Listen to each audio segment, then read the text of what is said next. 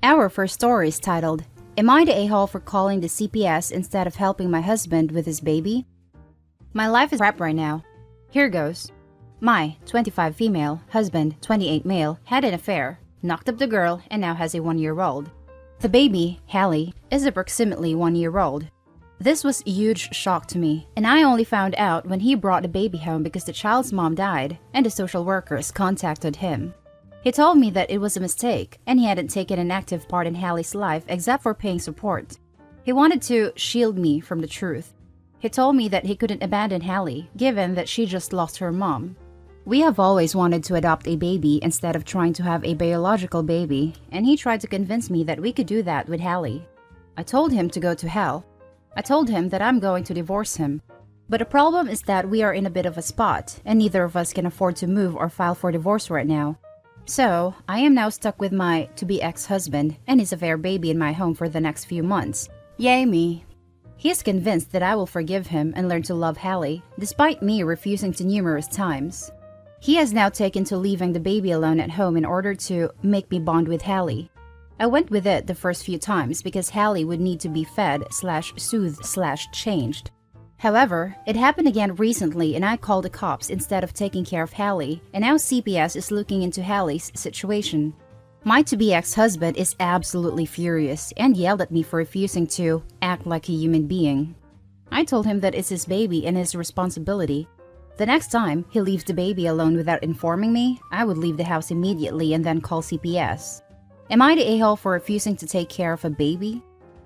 Now let's jump to the top comments. Not the a-hole. Your soon-to-be ex is trying to manipulate you, and you are refusing to allow it. Good for you.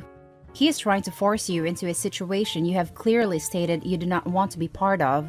If he really believed you would change your mind, he would be patient and let that happen, not try to force it. He needs to put his baby first, and not use her as a tool to try to control other people. He put himself into his current position, and now needs to deal with the consequences. You have ensured his child is safe when he leaves her alone with you, without informing you, if I read that correctly. He has put her in danger just by doing that. I hope he starts to prioritize the baby and ensure he is giving her the love she needs, rather than using her as a tool for emotional manipulation of others. Best of luck to you. I'd bet a quarter. The soon-to-be ex isn't leaving the baby so a bond can be established, but leaving her because he needs a break and is stressful trying to make time for his other side chicks. Baby number 2 isn't just going to make itself. I'm just glad Opie isn't one of the dopey ones who takes him back and pretends nothing happened. Not the a-hole. But your life is going to get even harder. Can you look for even a room to move into? Maybe by the end of October. Do me a favor. Pack a go bag. Right now, get all important papers and belongings out of the house and somewhere he cannot access. Consider a solid lock on your bedroom door. Be out of the house as much as possible. Hell, get a second job. He sounds controlling and manipulative and angry, and now you have messed with his grand plan. I agree with your actions, but to him, you are denying him his family and control over you. It's very hard to know how he will react, even if he's never been violent before. I work full-time, but it's work from home now. I have already left all important documents with a friend of mine. We bought the house together, which is why moving out is tricky right now.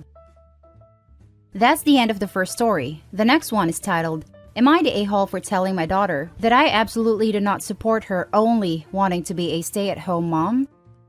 I don't have a problem with the idea of parents who stay at home with their kids. It's not like that. I get that childcare is expensive and that oftentimes it just makes sense.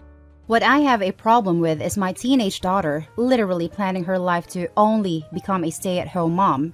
As in, no college, no jobs, no certifications, nothing at all to support herself until the time might come.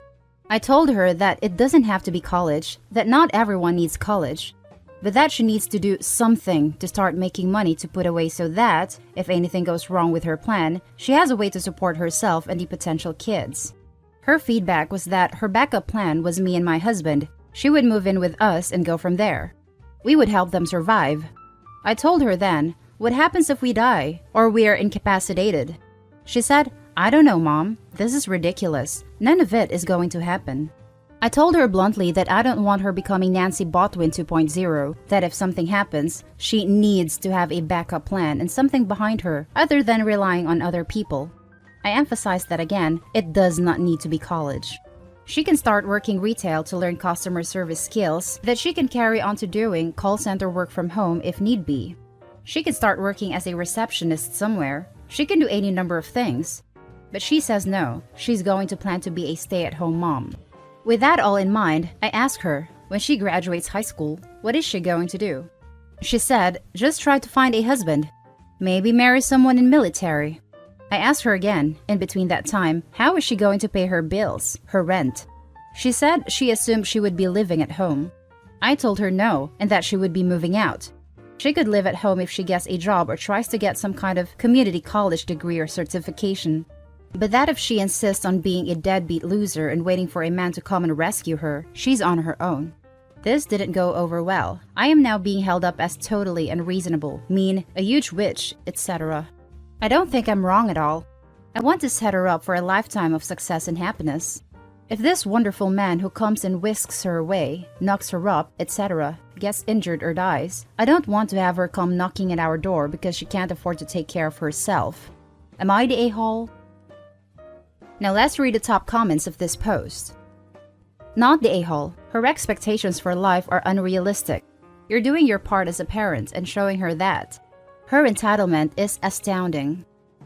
Correct. And aside from military, I can't imagine most 18-year-old men are going to be able to or willing to support her. Maybe sell her on the idea of college to get her MRS. Alternately to the MRS, she might be willing to get the certifications for working at a daycare. If she really only wants to be a stay-at-home mom, she could practice taking care of children, have an income, and a fallback if her life plan doesn't work out, all while doing what she loves. If that doesn't work out, maybe she'll realize she wants something else for herself, and if it does work out, she's got some money and experience. Not the a-hole. Not only that, she seems to fail to realize that even many men who would be willing to have their wife be a stay-at-home mom don't necessarily want someone without ambition or education.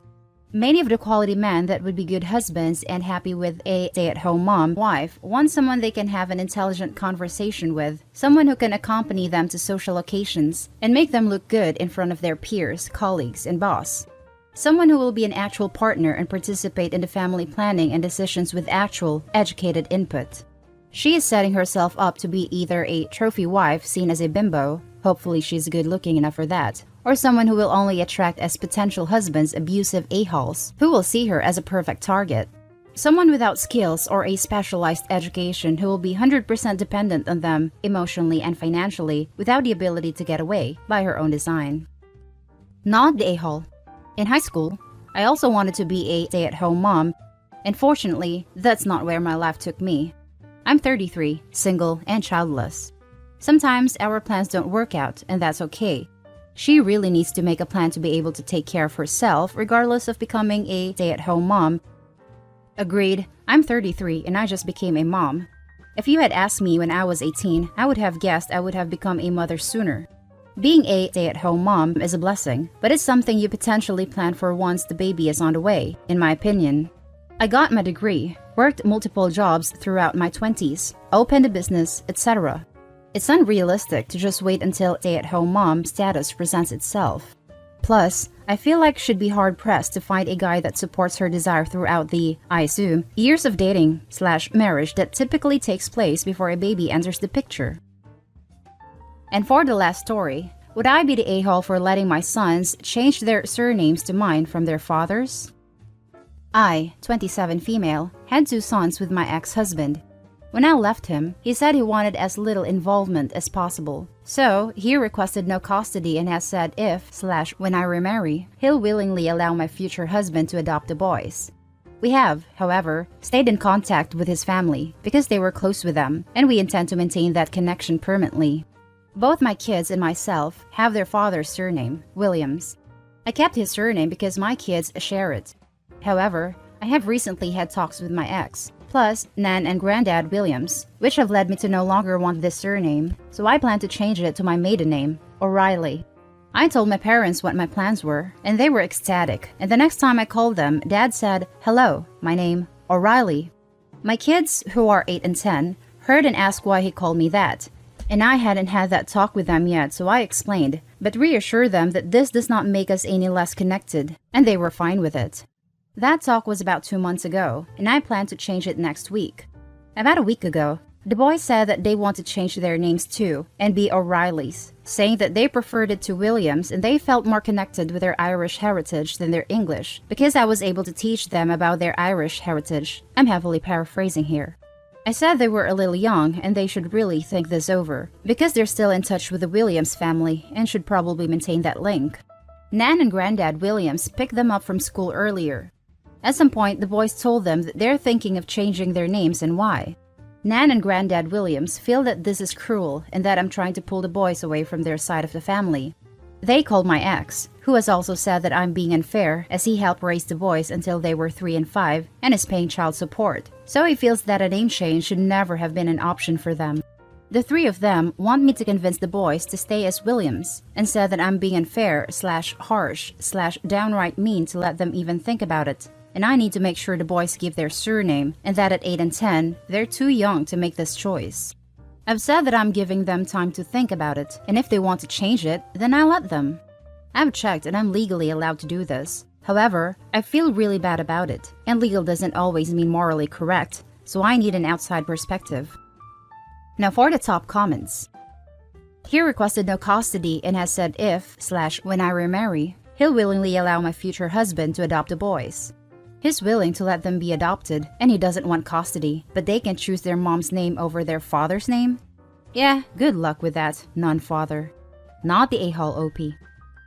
I'm guessing his parents are on his butt about it, and the only reason he cares is to get them off his back.